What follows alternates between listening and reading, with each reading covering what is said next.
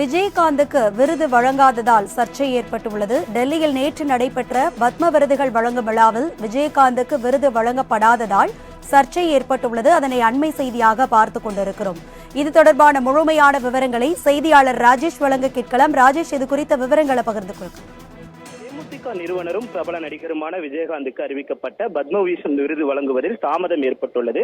திட்டமிட்டு தாமதம் படுத்துவதாக தேமுதிக தொண்டர்கள் மற்றும் நிர்வாகிகள் குற்றச்சாட்டை முன்வைத்திருக்கிறார்கள்.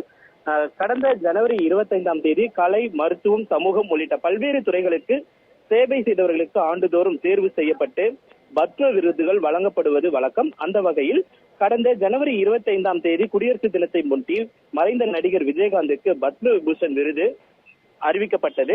நேற்று டெல்லியில் உள்ள குடியரசுத் தலைவர் மாளிகையில் நடைபெற்ற நிகழ்ச்சியில் குடியரசுத் தலைவர் திரௌபதி முர்மு, பிரதமர் மோடி மற்றும் உள்துறை அமைச்சர் அமித்ஷா உள்ளிட்டோர் இந்த விருது வழங்கும் விழாவில் பங்கேற்றனர்.